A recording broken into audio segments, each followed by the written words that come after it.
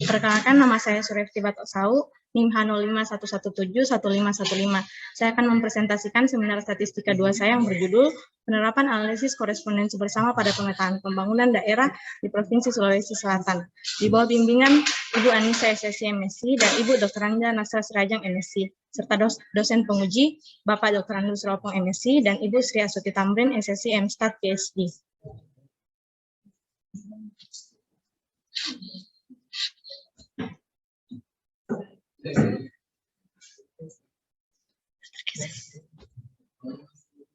Nggak tergeser, Kak.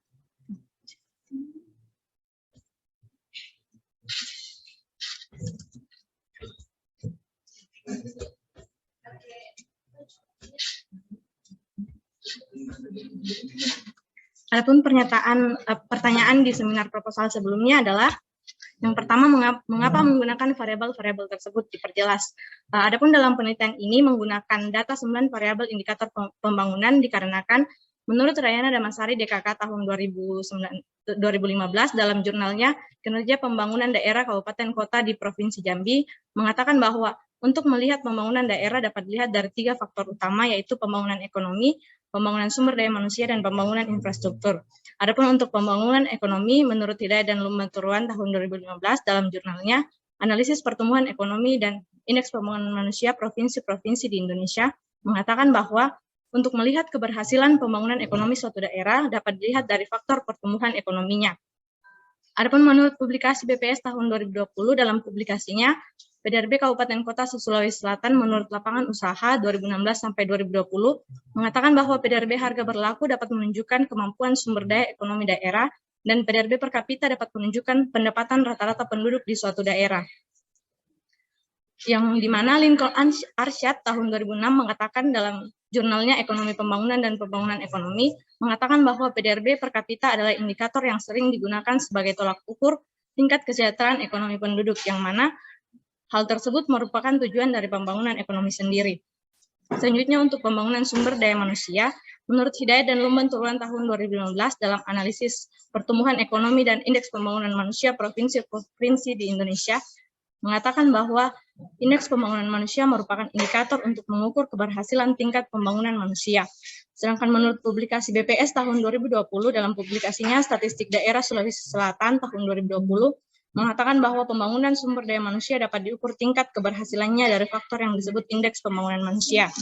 Adapun untuk pembangunan infrastruktur, menurut Briliawan dan Santosa tahun 2021, dalam jurnalnya Pengaruh Infrastruktur Sosial dan Ekonomi terhadap Pembangunan Ekonomi Indonesia tahun 2015 sampai 2019, mengatakan bahwa infrastruktur dibagi menjadi 2, yaitu infrastruktur ekonomi yang terdiri dari jalan, listrik, air bersih, dan infrastruktur sosial yang terdiri dari fasilitas kesehatan dan fasilitas pendidikan.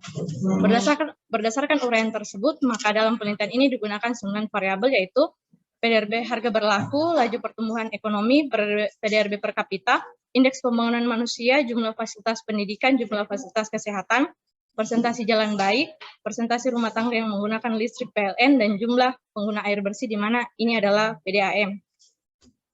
Selanjutnya untuk pertanyaan kedua, jelaskan prosedur jika tidak diperoleh keadaan yang konvergen pada uji konvergensi. Jika dilakukan uji konvergensi dan diperoleh keadaan yang tidak konvergen, maka kita kembali mengulang analisis korespondensi berganda dengan mengganti matriks Purt menjadi matriks Purt baru. Hal ini dilakukan terus-menerus hingga diperoleh keadaan yang konvergen.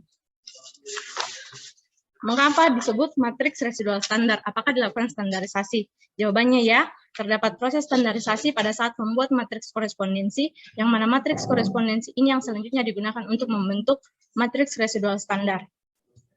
Selanjutnya, apakah analisis korespondensi dapat menggunakan data selain data persepsi? Jawabannya iya. Menurut Y.A. Lesnusa DKK tahun 2017 dalam jurnalnya Aplikasi Analisis Korespondensi Berganda terhadap Pemetaan Perkembangan Pembangunan Daerah di Kabupaten Ambon, mengatakan bahwa analisis korespondensi juga didesain untuk digunakan dalam pengelompokan yang mewakili data frekuensi.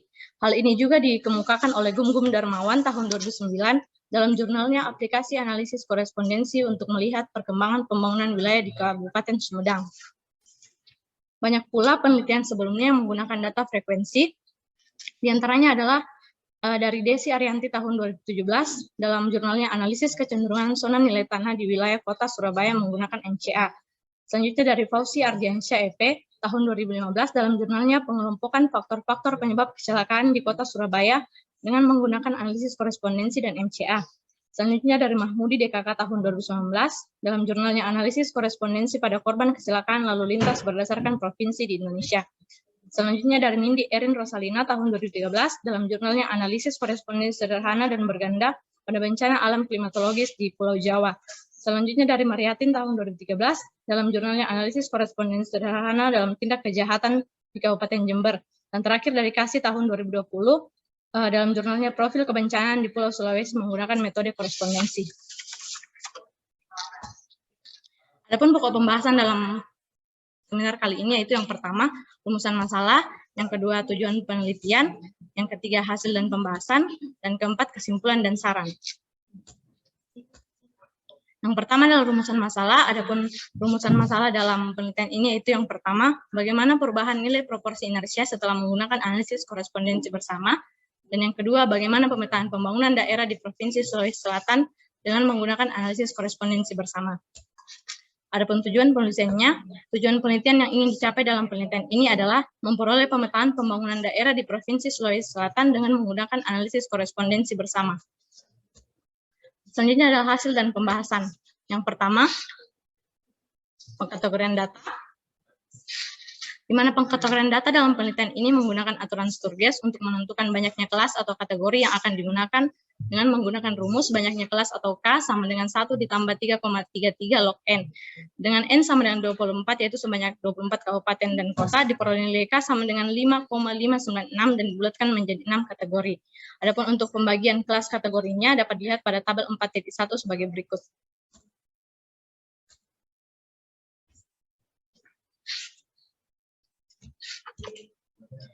Berikutnya data indikator pembangunan daerah. Berikut adalah 9 data indikator pembangunan daerah dari 24 kabupaten kota yang ada di Sulawesi Selatan. Selanjutnya hasil pengkategorian data variabel. Yang mana hasil pengkategorian data ini dibentuk dari 9 data indikator pembangunan daerah dari 24 kabupaten kota di Sulawesi Selatan, yaitu pada tabel 4.2 sebelumnya, yang kemudian dikategorikan berdasarkan hasil pembagian kategori yang telah dibuat pada tabel 4.1 sebelumnya. Berikut adalah hasil pengkategorian data yang dapat dilihat pada tabel 4.3. Selanjutnya adalah membentuk matriks indikator, yang mana matriks indikator set merupakan matriks yang menunjukkan presensi dari kategori tiap-tiap individu atau case, serta berisi elemen biner yakni 0 dan 1. Adapun untuk matriks indikatornya dapat dilihat sebagai berikut, atau dapat juga dilihat pada lampiran 1. Setelah itu kita akan membentuk matriks Burt dengan menggunakan persamaan 2.3 sebagai berikut. Selanjutnya melakukan analisis korespondensi berganda dan dilanjutkan dengan menggunakan analisis korespondensi bersama. Yang pertama adalah analisis korespondensi berganda, yang mana analisis korespondensi berganda ini dilakukan untuk memperoleh nilai-nilai yang akan digunakan dalam analisis korespondensi bersama, tepatnya untuk melakukan rekonstruksi matriks Burt.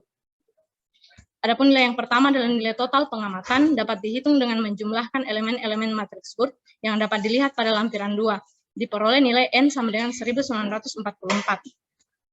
Selanjutnya adalah nilai massa baris dan massa kolom. Didapat dengan menjumlahkan setiap elemen pada suatu baris atau kolom matriks korespondensi yang dapat dilihat pada lampiran 3 sesuai dengan persamaan 2.7 dan 2.9 sebagai berikut. Adapun untuk nilai massa baris dan massa kolom untuk MCA atau analisis korespondensi berganda dapat dilihat pada tabel 4.4 sebagai berikut. Selanjutnya nilai singular, nilai inersia utama, dan proporsi inersia MCA. Yang mana nilai singular untuk setiap dimensi yang diperoleh dengan membuat penguraian nilai singular dari matriks residual standar sesuai dengan persamaan 2.1 sebagai berikut.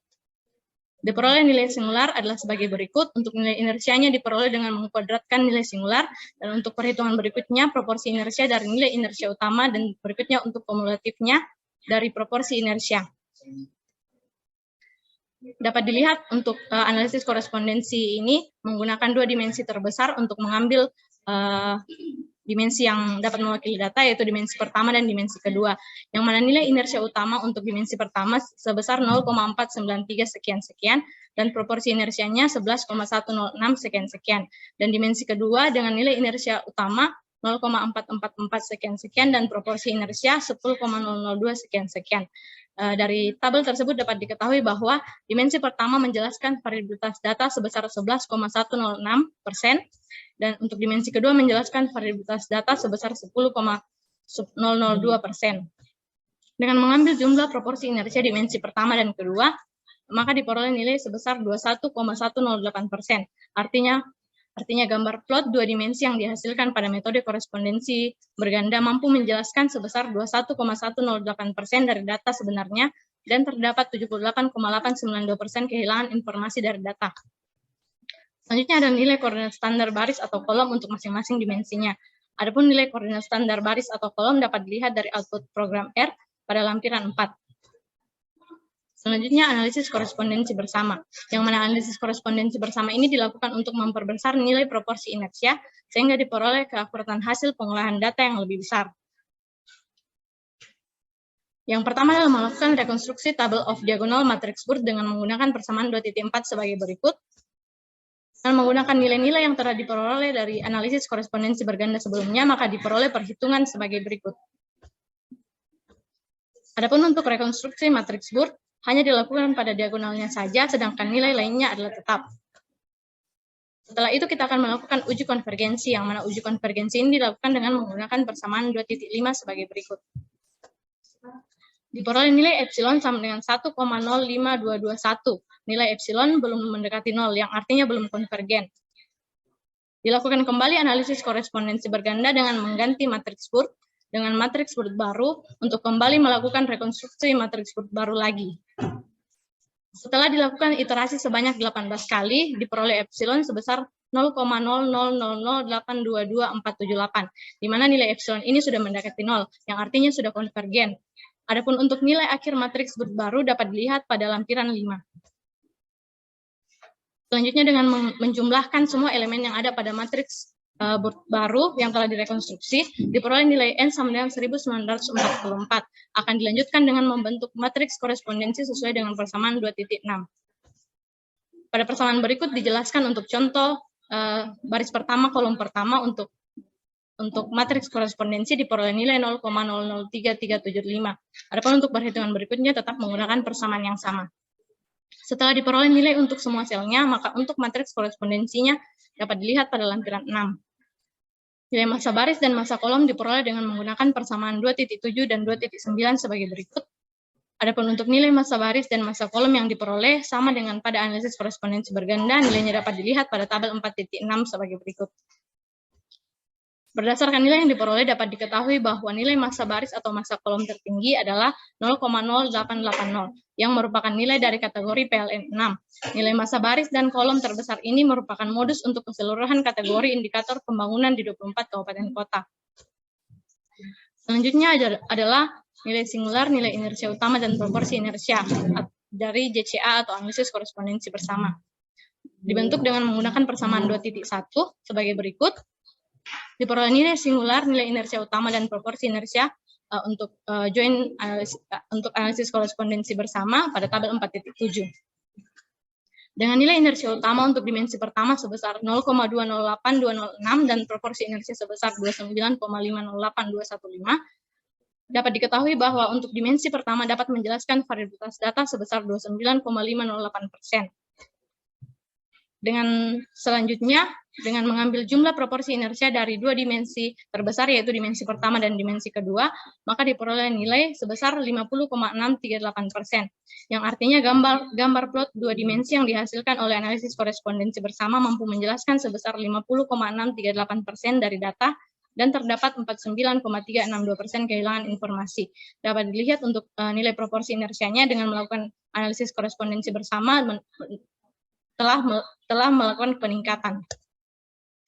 Selanjutnya akan ditentukan koordinat utama kolom dan baris sesuai dengan persamaan 2.20 sebagai berikut. Diperoleh nilai koordinat utama kolom JCA atau analisis korespondensi bersama adalah sebagai berikut pada tabel 4.8. Diperoleh nilai koordinat untuk dimensi 1 sebagai sumbu X dan dimensi 2 sebagai sumbu Y. Berdasarkan nilai koordinat utama kolom yang telah diperoleh, maka selanjutnya akan dibentuk plot pemetaan pembangunan daerah di Provinsi Sulawesi Selatan dengan menggunakan software R3.6.3 dengan package CA dan MJCA. Berikut adalah plot pemetaan pembangunan daerah di Provinsi Sulawesi Selatan dari output R dapat dilihat pada gambar 4.10.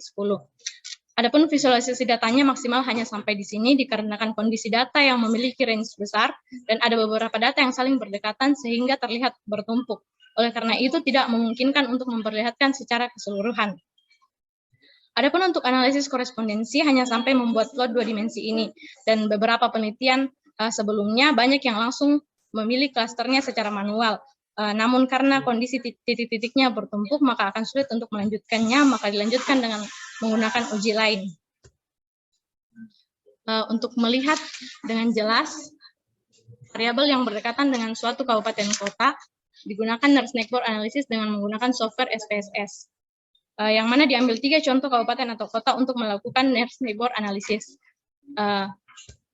Yang pertama dari Kota Makassar sebagai berikut, yang kedua dari Kabupaten Wajo pada gambar 4.12 dan yang pada gambar 4.13 dari Kabupaten Pangkep. Diperoleh tabel Kenner Snackboard dan distance yang mana tabel ini menunjukkan variabel yang berdekatan dengan 3 contoh kabupaten kota yang telah diambil sebelumnya beserta dengan jaraknya. Dapat diketahui untuk Kota Makassar letak titiknya berdekatan dengan variabel IPM 6, kesehatan 6, PDRB harga berlaku 6, pendidikan 6, dan air 6. Yang artinya Kota Makassar memiliki IPM lebih besar atau sama dengan 79,21, jumlah fasilitas kesehatan lebih besar atau sama dengan 197, PDRB harga berlaku lebih besar atau sama dengan 36.034,84, jumlah fasilitas pendidikan lebih besar atau sama dengan 1.089, dan jumlah penggunaan air bersih lebih dari atau sama dengan 39.670. Yang mana untuk interpretasi ini sama untuk Kabupaten Wajo dan Kabupaten Pangkep sama sesuai dengan hasil tabel Kenner Snackboard and Distance. Selanjutnya untuk melihat pemetaan pembangunan daerah secara umum untuk daerah Sulawesi Selatan dapat dilihat dengan menggunakan hierarki cluster analisis, tepatnya metode single Lincoln, yang mana metode ini dapat membagi variabel secara umum ke dalam beberapa klaster berdasarkan nilai squared Euclidean distance. Diperoleh hasil pembagian klaster sebanyak 4 klaster untuk semua variabel, yang mana variabel-variabel yang memiliki klaster yang sama mengindikasikan bahwa variabel-variabel tersebut memiliki hubungan yang erat dikarenakan jaraknya yang saling berdekatan. Adapun untuk dendrogram output dari hierarki cluster analisis dapat dilihat pada lampiran 7. Selanjutnya, adapun untuk kesimpulan, yang pertama, berdasarkan analisis korespondensi bersama diperoleh nilai proporsi inersia untuk 2 dimensi terbesar yaitu sebesar 50,638%. Jika dilihat dari nilai proporsi inersia pada analisis korespondensi berganda untuk 2 dimensi sebesar 21,108%, maka dapat dilihat bahwa dengan menggunakan analisis korespondensi bersama, nilai proporsi inersia mengalami kenaikan sebanyak 29,53% sehingga diperoleh keakuratan hasil pengolahan data yang lebih besar. Yang kedua, plot pemetaan pembangunan daerah yang telah diperoleh dibagi menjadi 4 klaster, yang mana klaster pertama berisi variabel PDRB harga berlaku kategori 6, indeks pembangunan manusia kategori 6, fasilitas pendidikan kategori 6, dan fasilitas kesehatan kategori 6. Untuk klaster kedua berisi variabel PDRB per kapita kategori 6 dan air kategori 6. Untuk klaster ketiga berisi variabel fasilitas kesehatan kategori 4, dan untuk klaster keempat berisi variabel lainnya. Berdasarkan klaster yang telah dibentuk, dapat diketahui bahwa variabel yang berada dalam satu klaster yang sama mengindikasikan adanya hubungan yang erat antara variabel dikarenakan jaraknya yang saling berdekatan pada plot pemetaan. Adapun saran dalam penulisan ini yaitu, berdasarkan hasil pembahasan dan kesimpulan yang telah diperoleh, penelitian selanjutnya sebaiknya menggunakan data yang lebih update dan lebih luas atau beragam, sehingga mendapat hasil analisis korespondensi bersama yang lebih informatif, serta dilakukan dengan software yang lain sehingga diperoleh hasil yang lebih akurat lagi. Adapun daftar pustaka yang digunakan dalam penelitian ini adalah sebagai berikut. Mungkin cukup sekian dari saya, lebih dan kurangnya mohon dimaafkan. Wassalamualaikum warahmatullahi wabarakatuh. Saya kembalikan kepada Bapak Koordinator Seminar.